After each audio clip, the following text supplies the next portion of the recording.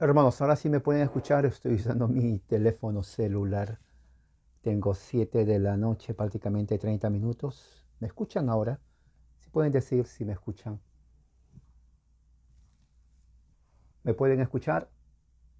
Sí, perfecto. ¿Me escuchan? Significa que sí me escuchan. ¿Sí me escuchan?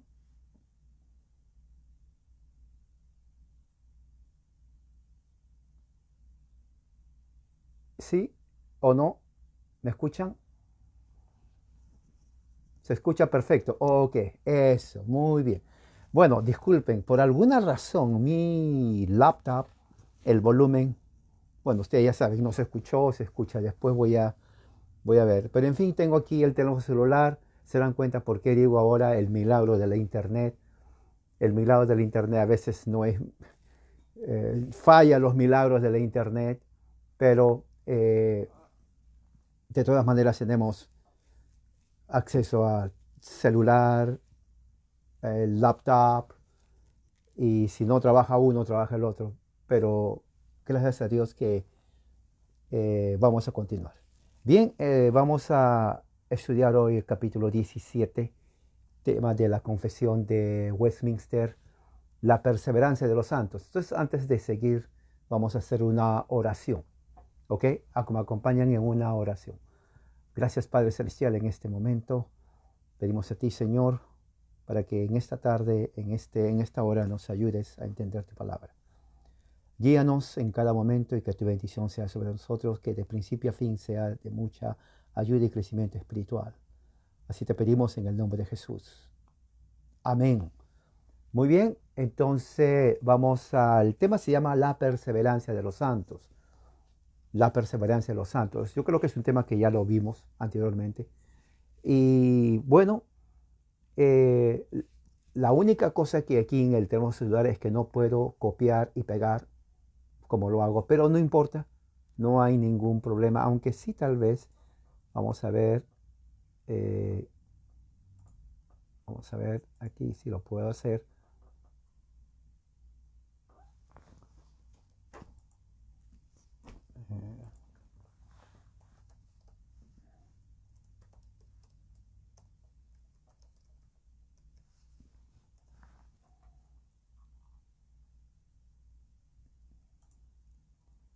Muy bien,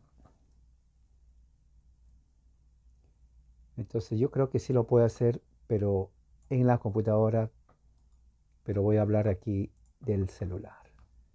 Entonces aquí está la perseverancia de los santos.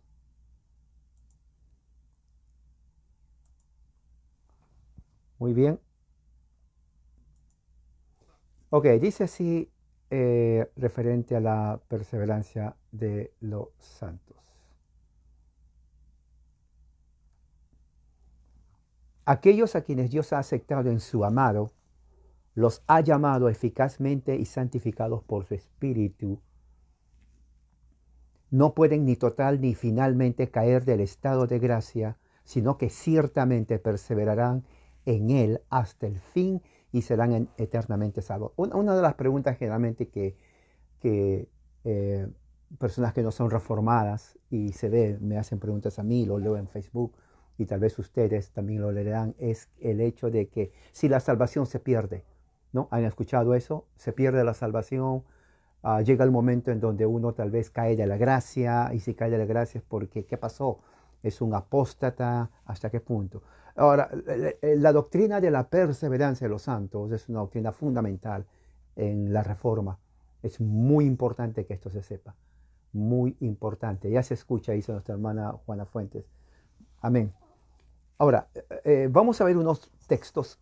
Yo voy a leerlo acá. Ustedes, si tienen su Biblia, voy a utilizar el método antiguo, Filipenses 1.6. Filipenses 1.6 dice así. Vamos a ver. Libro de Filipenses 1.6 dice, porque estoy convencido, mira lo que dice Pablo, de esto que aquel, o sea, Jesús, que inició en ustedes las buenas obras, Jesús hablando, ¿no? La perfeccionará hasta el día de nuestro Señor Jesucristo. O sea, hay un tiempo. El que inició la obra es Jesús, perfeccionará hasta el día de Jesucristo. Es un tramo de tiempo, ¿no? El que inició la obra la va a perfeccionar hacia el día de Cristo. Ahora, el cristianismo es eso. Cristianismo es eso. Y créeme, ese texto resume todo lo que significa la vida cristiana. En un solo texto. Filipenses 1:6. Porque está diciendo aquí Pablo que el que empezó, por eso se llama que la salvación, toda la salvación de principio a fin es del Señor. No hay nada en el proceso de salvación que uno puede decir, bueno, yo contribuí a mi salvación. No contribuimos nada. Filipenses 1:6, según Pablo dice, él está convencido, el que inició la buena obra, hacia el día de Jesucristo. Vea su Biblia. Vamos a tener aquí, tengo aquí marcado. La perfeccionará hasta el día de nuestro Señor Jesucristo. Ahora, la pregunta es esto, es muy importante. ¿Qué parte en su vida cristiana usted dice, bueno, yo contribuí el 5% o el 10% a mi salvación? No podemos hacer eso. La obediencia es el trabajo del Espíritu Santo en uno. O sea, somos obedientes no por nuestra propia voluntad, no porque somos buenos. Somos obedientes porque el Espíritu de Santo trabaja en nosotros. Él hace que tengamos la buena y sana voluntad, porque dice la perfeccionará. Realmente Filipenses 1:6 tiene que usted memorizarlo. Porque aquel que dice, bueno, la salvación se pierde, bueno, número uno, no es salvo. Porque si la salvación se pierde, entonces es un cristianismo humano. Y no existe cristianismo humano. No existe. O es de Dios o no es de Dios. No es que mitad Dios y mitad hombre. No existe eso. No somos sinergistas como son los pelagianos. Los pelagianos es una herejía que surgió en donde dice que nosotros iniciamos y luego Dios nos ayuda. ¿Escucharon ese dicho popular que dice, no, ayúdate que yo te ayudaré? Bueno, ese dicho es pelagiano. Ese dicho es pelagiano. Porque es ayúdate. O sea, yo pongo de mi parte, bueno, y yo te ayudo. Como quien dice, Dios, yo te doy una manito para que te ayudes. Bueno, Dios no nos da una manito. Dios hace todo. Y cuando hace todo no significa que nosotros no hacemos nada. O sea, somos robots. No dice eso. Hay un llamado a la obediencia. Pero todo lo que se hace es por el poder del Espíritu Santo. Aquí dice Filipenses 1:6. Otra vez, vuelva. Lea su Biblia. Si tiene al lado del internet, en su computadora, léalo. Aquí está. Dice, el que empezó en ustedes las buenas obras, la va a perfeccionar hasta el día de Jesucristo. Quiere decir hasta su venida. O sea, no hay en ningún momento de la vida cristiana uno va a decir, bueno, hoy día Dios no me ayudó. O sea, hoy día no me ayudó, a ver si mañana me ayuda. No existe eso. Ese pensamiento no existe. Dios no está con nosotros de principio a fin, es lo que está diciendo. Eso es muy importante. Segunda de Pedro 1:10. Entonces, vamos a Segunda de Pedro 1:10. Aquí tengo, en el método antiguo de leer la Biblia, Segunda de Pedro 1:10 dice así. En cuanto a esto, hermanos míos, dice Pedro, sean diligentes, porque por medio de sus buenas acciones harán firme su llamado y elección. Fíjese lo que dice llamado y elección. Nosotros no nos llamamos. O sea, en otras palabras, no existe un momento en donde diga, por ejemplo, yo no me levanté un día, y dije, me miré al espejo y dije, bueno, César, hoy día te vas a ir con el Señor. No decidí yo eso. O sea, yo no dije, mañana a las 3 de la tarde sigo a Jesús. No hay eso. Eso lo inventó el evangelicalismo. Por eso, por 1990 años no existía eso. Por 1990 años el llamado es del Señor.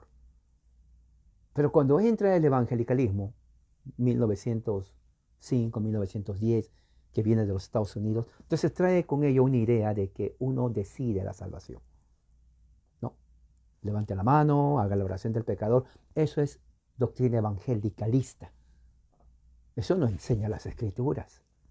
Las Escrituras enseñan que toda la salvación De principio a fin está el Señor. Dice aquí, 1 Pedro 1:10, porque haciendo estas cosas no tropezarán jamás. Ahora, ¿qué significa de no tropezarán jamás? No significa que, bueno, la vida va a ser de maravillas, no va a haber ningún problema. No se refiere a eso. Se refiere a caer de la fe. No importa las circunstancias que uno esté. Si uno cada día está creciendo en el conocimiento de Dios, creciendo, y esto lo vamos a ver en 2 Pedro, la siguiente carta, uno no puede caer de la fe. Es imposible. 2 Pedro 3:18 dice, crezcan en la gracia, crecer. Por 1990 años esto ha sido así. ¿Ok? Los cristianos crecemos, ese es el llamado. ¿Crecer en qué? En la gracia y en el conocimiento de nuestro Señor y Salvador, Jesucristo, a quien sea la gloria y honra para siempre. Ahora, no es que yo me voy a salir de cierta religión para meterme a otra, ¿no? Cuando vino el evangelicalismo a México, Centro y Sudamérica, 1910, 1920, nosotros ni nacimos ahí. Si hay alguien que nació, quiero saberlo. Una felicitación, porque tendría ya más de 100 años. Pero cuando entra el evangelicalismo a México, Centro y Sudamérica de los Estados Unidos, entonces hacen ver como que te cambias de religión y aquí vas a saber la verdad. Pero por 1900 años no hubo eso. Dios siempre ha estado actuando en su iglesia. Dios no tiene 2 iglesias, 3, 4, 5, solamente una. Es lo que la Biblia dice, ¿no? Los santos en Cristo están ahí. Y el crecimiento en gracia fue un mandato de Dios, ¿no? Eso es muy importante. Eso se llama, los ha llamado eficazmente y nos santifica por espíritu. No podemos caer del estado de la gracia. En otras palabras, nadie, un verdadero santo, no pierde la salvación. La salvación no se pierde. Vamos a tener momentos duros, vamos a pasar tal vez por tribulación, eso es normal. O sea, que el cristiano pase de tribulación es normal. Pero no vamos a caer porque vamos a perseverar. Juan 10:28, el Evangelio de Juan, capítulo 10, versículo 28. Mira lo que dice. Juan 10:28. Vamos a ver dónde está. Aquí está. Encontré en el método antiguo, Juan 10:28 dice, empezando del 27, mis ovejas escuchan mi voz, yo las conozco. Mira lo que dice Jesús. Mis ovejas, de Jesús, sus ovejas, escuchan mi voz, yo las conozco. O sea, si viene una oveja que no es de él, no lo va a reconocer. Ellas me siguen. Solamente las ovejas de él le siguen. 28. Yo les doy vida eterna. ¿Quién da vida eterna? Jesús a sus ovejas. Ahora, mira lo que dice. Jamás perecerán. Esa es la promesa de la vida eterna. Jamás, no dice que posiblemente van a perecer. No, jamás perecerán. Y nadie las arrebatará de mi mano. Ahora, hay la doble seguridad, lo llamo yo. Dice, hermano, ¿a qué se refiere con doble seguridad? Mira lo que dice el versículo 29. Porque mi Padre me las ha dado a mí. O sea, no, supongamos, esta es una oveja. Una oveja. El Padre se la dio a Jesús. Entonces Jesús lo recibe. Dice el versículo 28. Lo tiene en la mano. Nadie va a venir y le va a arrebatar la oveja que está en la mano de Jesús. Nadie. Lo tiene aquí. Si usted es creyente en Jesús, usted es su oveja. Nadie los va a arrebatar. Escuche bien. Nadie. Eso significa que tu salvación en Él está segura. ¿Ok? Eso que dicen, la salvación se pierde o le hace a Jesús mentiroso, o simplemente no es su oveja. Así de simple. Ahora, Jesús no es mentiroso. Entonces la única opción es, no es su oveja. Pero mira lo que dice el versículo 29. Mi Padre me la dio, y Él es el mayor de todos. Y mira lo que dice ahí. Nadie las puede arrebatar de la mano de mi Padre. O sea, no solamente estamos en la mano de Jesús, sino que también estamos en la mano del Padre. Por eso dije doble seguridad. La mano de Jesús y la mano del Padre.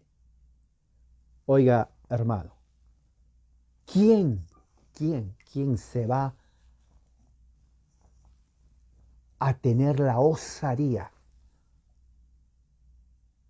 ¿Quién se va a tener la osadía o se va a atrever a querer arrancar o arrebatar una oveja de la mano de Dios y de la mano del Padre y del Hijo? Nadie. A ver, dígame usted, yo no conozco a nadie. No hay nadie. Nadie que esté en la mano de Jesús y del Padre perderá su salvación. Eso es de hecho. ¿Ok? Ya con esto, si usted es reformado, fe fuerte, de acuerdo a las Escrituras, no puede titubear. Por favor, ya no me pregunte las mismas preguntas que me hace. Hermano, ¿se pierde la salvación? Porque ya está respondida aquí. El verdadero cristiano no pierde su salvación. Tiene la doble seguridad en la mano de Jesús y en la mano del Padre. Oiga, ¿qué más seguridad usted puede tener? ¿Qué más seguridad puede tener? Respóndame. Segunda entrada. Esta perseverancia de los santos no depende de su propio libre albedrío. Este es bueno. Este es buenísimo, ¿eh? Sino de la inmutabilidad del decreto de elección. Fíjese, que fluye del amor libre e inmutable de Dios Padre, de la eficacia del mérito y la intercesión de Jesucristo, la permanencia del Espíritu y de la simiente de Dios dentro de ellos. Uy, esto está fenomenal. De la naturaleza del pacto de gracia, de todo lo cual surge también la certeza e infalibilidad del mismo. Esto lo voy a poner aquí. Eso está muy, pero muy bueno. No, de veras, esto está buenísimo. Mira lo que dice. Esta perseverancia de los santos no depende de nuestro libre albedrío. O sea, nadie puede decir, bueno, yo soy cristiano. Si yo voy a perseverar, depende de mí. Si yo no quiero, no persevero. No, eso no es así. Eso más bien depende de la inmutabilidad. Inmutabilidad significa algo que no cambia. Del decreto de elección. El decreto de elección lo hizo Dios desde antes de la fundación del mundo y no cambia. ¿Ok? ¿Qué quiere decir eso? Quiere decir que lo que Dios elige y decide, no va a decir, bueno, me arrepiento, no debí haber elegido, digamos, a Sebastián o a Carlos o a César o a quien sea. Lo que Él decide, lo hace, y lo que hace, no lo cambia. ¿Me entiendes? No es como, uy, pero ¿por qué lo elegí a tal persona? No, es un decreto. ¿Sabes lo que es un decreto? Decreto es una enunciación, promesa, pacto legal, que no lo cambia por nada, porque eso sería negar la naturaleza misma de Dios. Mira lo que dice Efesios, capítulo 1, versículo 4. Dice, nos escogió de antemano en Él, nos escogió, elección eterna, antes de la fundación del mundo. Ahora, interesante porque antes de la fundación del mundo no existíamos. Entonces, una pregunta en círculos teológicos siempre se habla de esto. ¿Cómo es posible que Dios haya elegido a nosotros sin que nosotros existiéramos? Es una pregunta lógica, es como decir, bueno, yo tengo un carro rojo con 6 llantas y este carro tiene 2 puertas y si alguien me dice, enséñame tu carro, bueno, no lo tengo. Pero estás hablando de un carro que tiene, sí lo tengo, pero no lo tengo. O sea, no existe el carro. O sea, este va a decir, bueno, estoy loco porque está hablando de un carro que dice que tiene, pero cuando no lo tiene. Te estás imaginando un carro que no existe. Pero en el caso de Dios, Sí existíamos. Ahora, los reformadores hablaban siempre de los misterios de Dios. Los misterios de Dios. Esto es un misterio. ¿Por qué misterio? ¿En qué sentido misterio? Misterio en el sentido que nuestra mente finita no entiende eso. ¿Cómo es posible que Dios nos elija sin que nosotros físicamente hayamos existido? Bueno, la definición de Dios implica que no es humano, número uno, que no está limitado a tiempo, que no está limitado al espacio, que no está limitado a la materia. Trasciende todo eso. Hay una doctrina que se llama la trascendentalidad de Dios. Es una buena doctrina que lo utilizaban los padres antiguos de la iglesia. La simplicidad de Dios es fundamental. Un día voy a hablar de esa doctrina. Es muy bueno.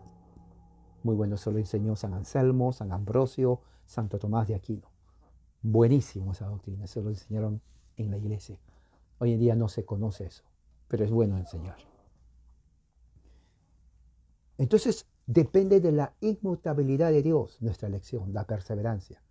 Perseveramos porque Dios es infalible, porque Dios es inmutable, porque es un decreto de elección que fluye del amor libre de Dios, del Padre, de la eficacia del mérito y la intercesión de Jesucristo. O sea, ahora, esto es otra cosa muy importante. Juan, capítulo 17.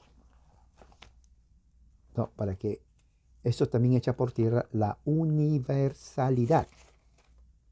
En Juan capítulo 17 dice, Padre mío, ha llegado la hora, glorifica a tu Hijo, que tu Hijo te glorifique a ti. No, dice así. Ahora, Padre, versículo 5, glorifícame junto a ti con la gloria que tenía a tu lado. Dice 6, tu nombre he manifestado a los hombres del mundo que tú me diste.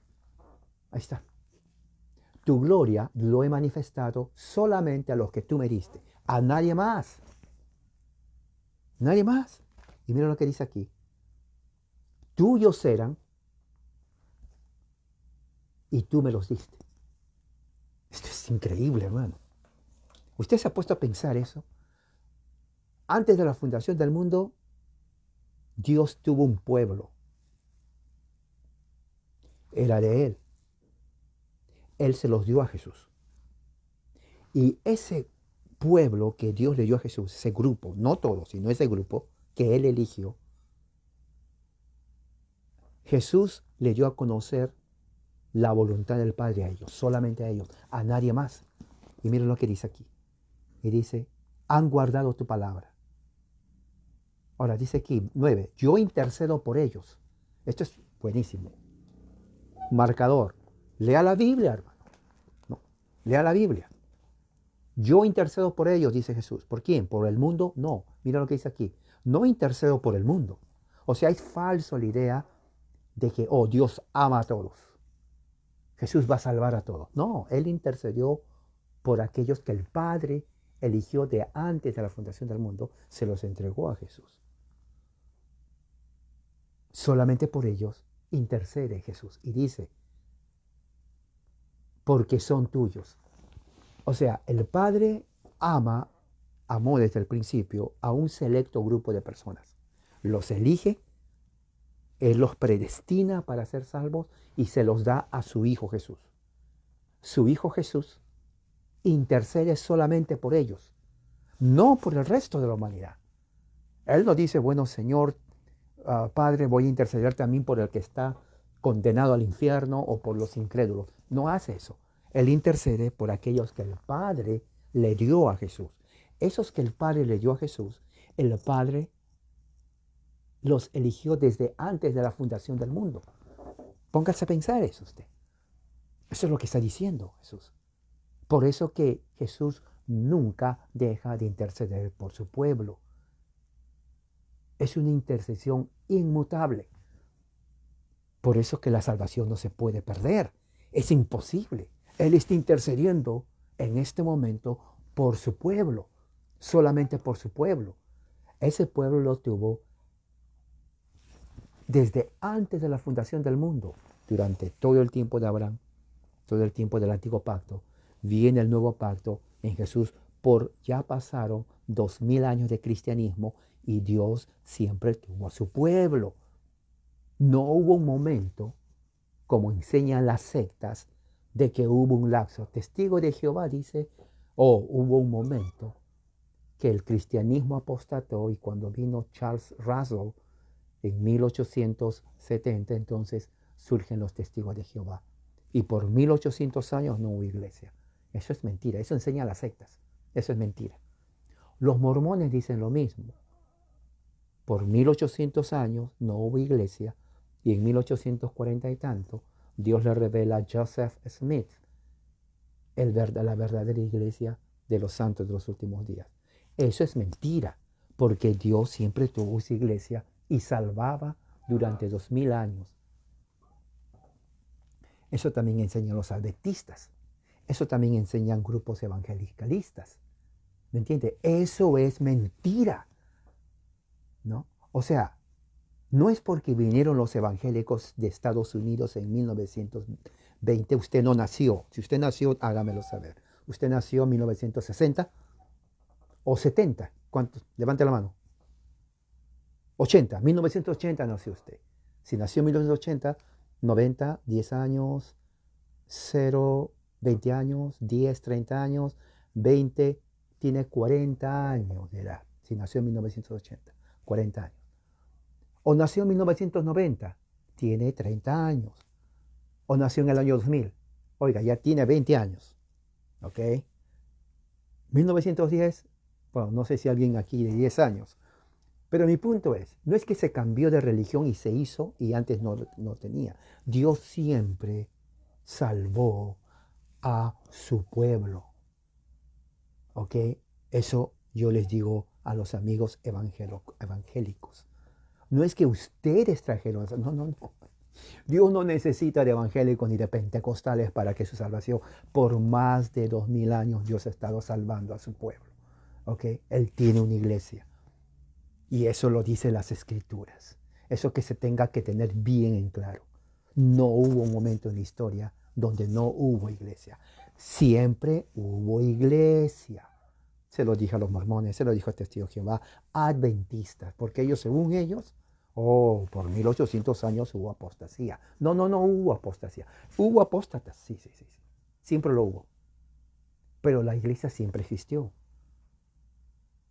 No es que con José Smith o con los adventistas o con los testigos de Jehová. No, ellos son sectas norteamericanas de aquí, los Estados Unidos.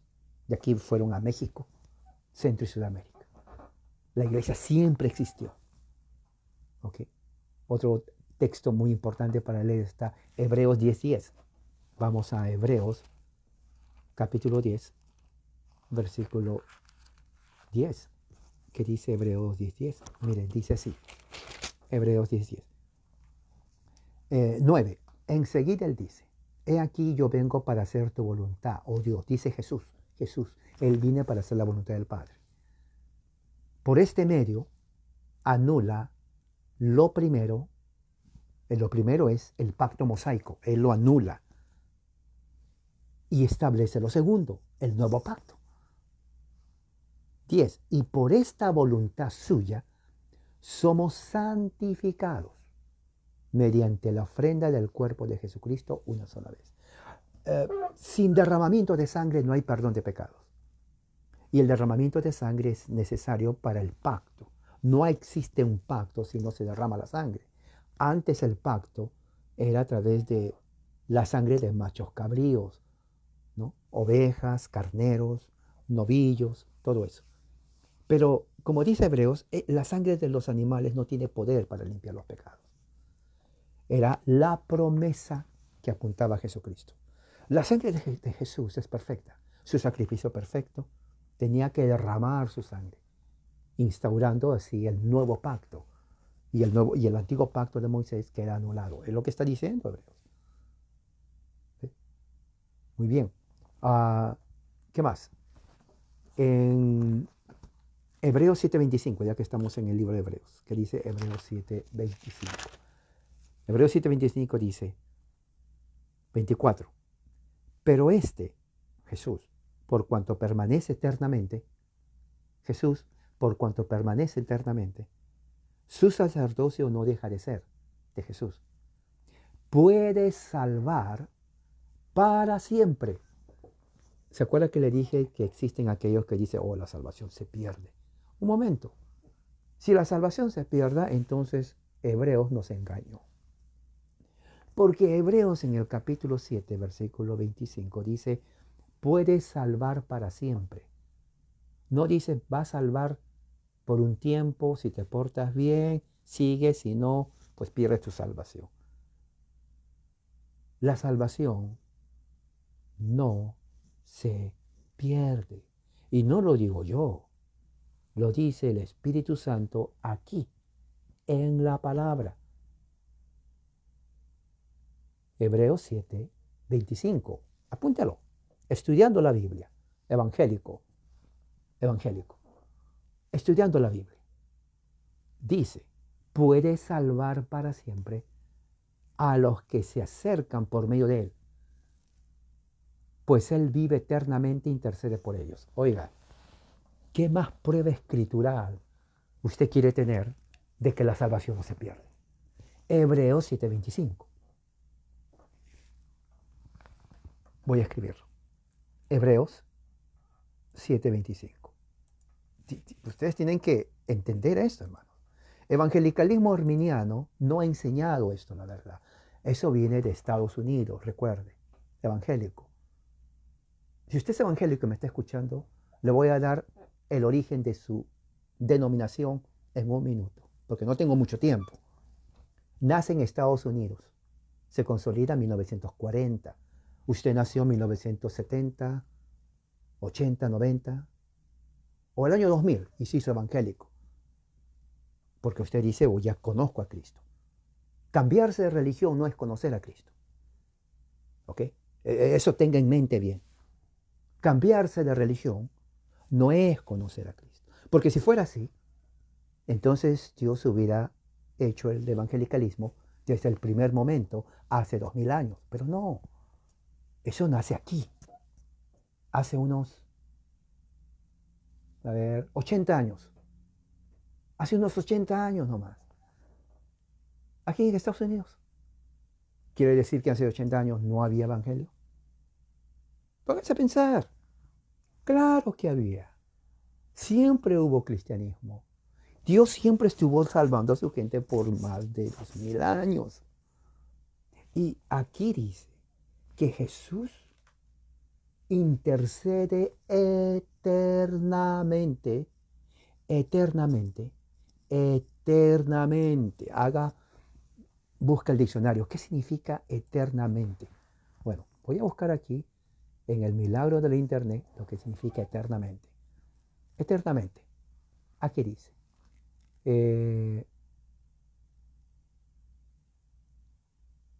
Se refiere, vamos a ver, aquí está, contexto, me dan la traducción, pero no quiero traducción, yo quiero la definición, porque es muy importante que esto se sepa. Y aquí está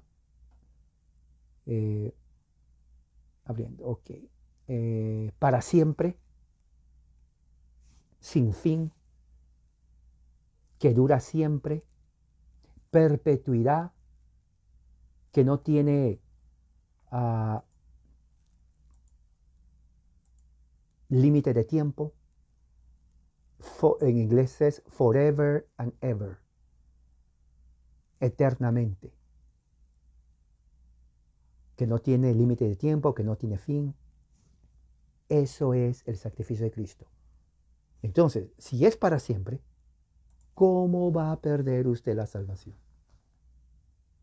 ¿Cómo va? Explícame. Si Jesús intercede por usted para siempre. Ahora, usted y yo no somos eternos. Vamos a morir en cualquier momento. Es la verdad. No le puedo decir voy a vivir en los próximos 10 años. Pero sea cuando sea que muramos, Jesús intercede para siempre por nosotros. Oiga, ¿qué más seguridad podemos tener? Promesa que la salvación no se pierde. Dice, Él vive para interceder por nosotros. Oiga, ¿qué más quiero tener? No, no, para mí eso es suficiente en la vida. Él vive para interceder por mí para siempre.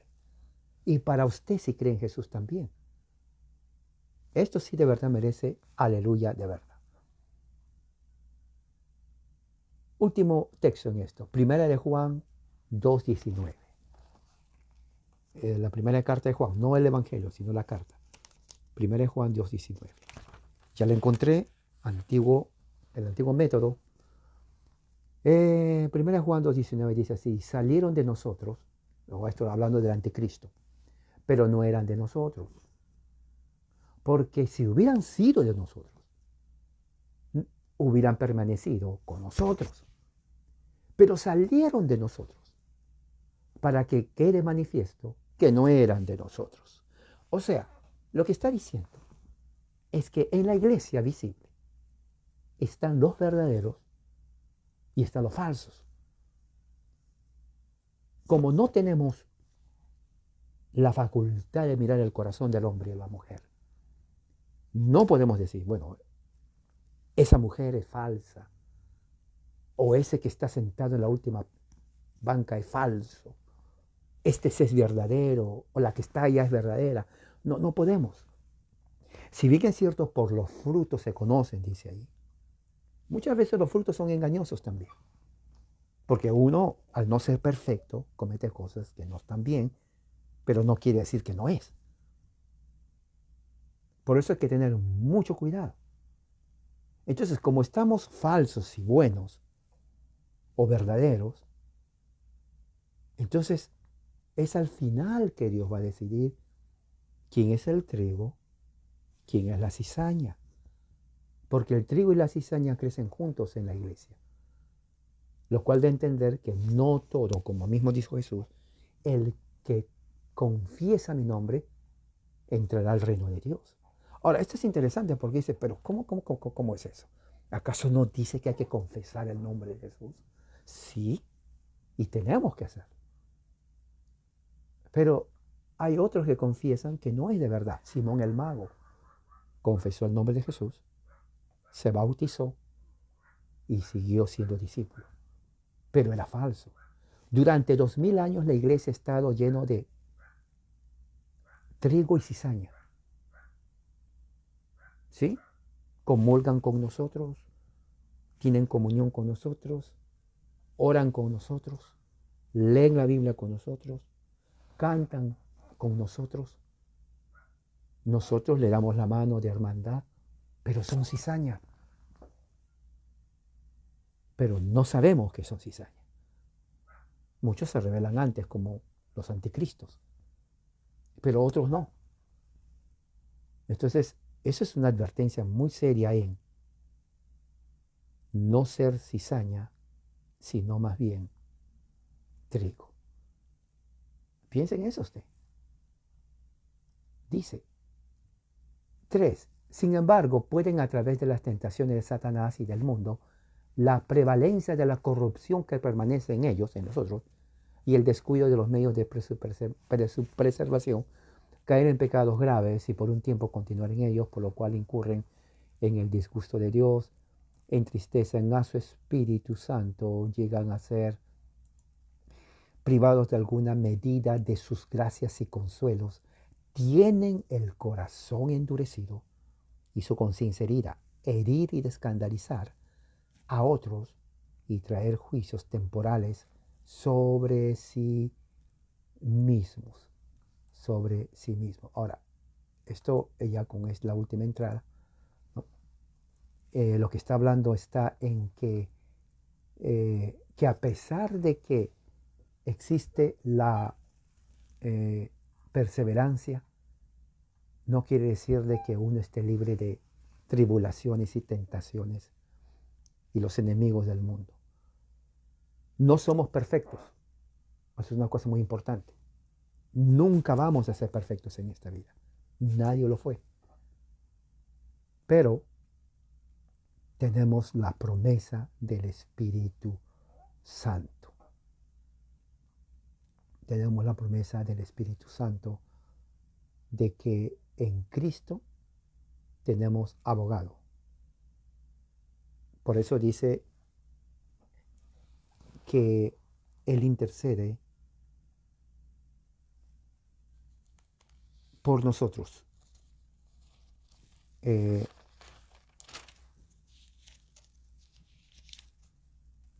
Aquí está. Capítulo 5 de Juan, 1 Juan 5, dice, todo el que cree que Jesús es el Cristo es nacido de Dios. Y todo el que ama al que engendra a Dios, ama también al que es nacido de Él. Fíjese, en esto sabemos nosotros que amamos a los hijos de Dios, dice Juan, cuando amamos a Dios y ponemos por obra sus mandamientos. 3. Porque en esto consiste el amor a Dios. ¿En qué consiste? Consiste en que guardemos sus mandamientos y sus mandamientos no son pesados o gravosos. Porque todo el que nace de Dios vence al mundo y esta es la victoria que vence al mundo, nuestra fe en Jesucristo. Lo que dice Juan.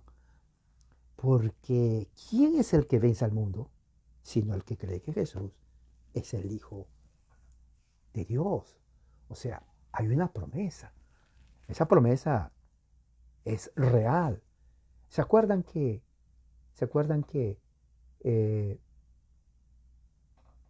Pablo dice, no caminamos por vista, sino por fe?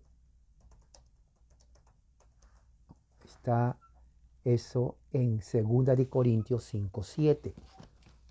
Ya con esto estoy avanzando. Pero déjeme leer esa parte, 2 de Corintios 5:7. Dice, aquí está, lo encontré. Dice así. 6. Porque nosotros sabemos, pues, y estamos convencidos de que mientras habitamos en el cuerpo, así cuerpo, estamos ausentes del Señor. Claro, o sea, no estamos con el Señor porque estamos en el cuerpo. Y dice aquí, 7. Porque por fe andamos, no por vista. Ahora, ¿qué quiere decir eso? Quiere decir que las cosas espirituales no lo vemos. Número 1, no podemos ver las cosas espirituales. Pero vivimos la vida cristiana por fe. Esto es muy importante. Vivimos la vida cristiana por fe. Y como vivimos por fe,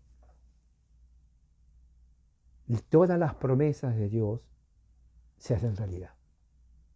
Porque es por fe. Pablo dice ahí, porque no vivimos, dice aquí 7, no andamos por vista, sino por fe.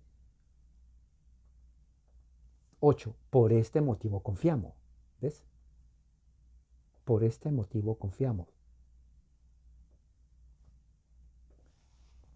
Y prácticamente la vida cristiana es una vida de fe, hermano.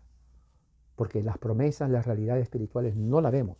Si alguien le dice a usted, ¿sabes qué? Muéstrame tu fe, todo lo que tú hablas de las promesas, de la bendición.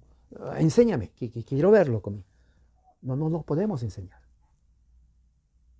Porque se alcanza por fe. Es lo que Pablo está diciendo. Porque sin fe, como dice el autor de Hebreos, es imposible agradar a Dios. ¿No? ¿Se acuerdan? Eso está en Hebreos 11:6. Sin fe es imposible agradar a Dios. Aquí está. Porque sin fe es imposible agradar a Dios, porque es necesario que el que se acerca a Dios crea que Él existe y que da recompensa. O sea, eso es lo que, esa es la esencia de la vida cristiana, la fe. O sea, si alguien dice, muéstrame tu fe, Santiago dice, por las obras. Pero si alguien le dice, ¿dónde está la bendición de Dios? ¿Dónde está la gracia de Dios? ¿Dónde está la salvación? ¿Dónde está la justificación? ¿No? Muchos se pueden burlar. Esas son ideas tuyas, tonteras. Es que nosotros no podemos decir, mira, aquí está la justificación. Esto es, aquí está. No podemos decir esto. Es por fe. Lo que creemos es por fe. La salvación, por eso, la salvación es por fe, ¿no? Abraham creyó a Dios lo que le dijo y su fe le fue contada como justicia. No tuvo que verlo para recién creer. Él creyó. Y Pablo dice, los que son de fe son herederos como el creyente Abraham. Gálatas capítulo 3. Los que son de fe son creyentes como el creyente Abraham. La misma fe de Abraham es la fe que tenemos. ¿No se siente usted gozoso? Esa es la vida cristiana, hermanos. Esa es la vida que siempre ha sido así. Por 2000 años ha sido así el mensaje. Lo hicieron en Jerusalén, en el segundo siglo, cuando la iglesia se expande. Tercer siglo, cuarto siglo, San Agustín, los grandes teólogos, en el tiempo de Santo Tomás de Aquino, también igual. En el tiempo de Wycliffe, los prerreformadores. O sea, el mensaje es por fe. Si no hay fe, no podemos agradar a Dios. Si no hay fe, no podemos agradar a Dios. La vida cristiana es por fe. Y es así. Siempre fue así. Mírele a Abraham. Somos herederos de las promesas que Dios le dijo a Abraham si creemos en Jesús. Porque los que son de fe son bendecidos con el creyente Abraham. ¿Entiende? Nacemos en la casa de Abraham. Eso grábeselo. ¿Usted sabe cómo un clavo entra en la pared? Bueno, agarra el clavo y con el martillo, ¡pum!, le da. Y tiene que darle más de una hasta que entre bien. Bueno, la repetición de la palabra de Dios es el martillo. El clavo es la palabra de Dios. Entonces, la palabra de Dios no va a entrar en nuestro corazón si no nos martillamos diariamente hasta que se quede impregnado en nuestra mente y en nuestro espíritu. Así se fortalece la fe, por la palabra de Dios. Bueno, vamos entonces a orar y terminar por hoy. Padre Celestial, gracias por tu palabra, por tus promesas, por la realidad que tenemos en Cristo Jesús. La salvación no se pierde porque Jesucristo vive eternamente para interceder por nosotros ante ti. Y Él promete que los que están en su mano, nadie, absolutamente a nadie los va a arrebatar, porque tú eres el Padre que lo diste, y de tu mano tampoco nos van a arrebatar. Gracias por esa promesa eterna, y lo creemos. En el nombre de Jesús. Amén. Que la gracia y la paz sea con todos ustedes. Amén.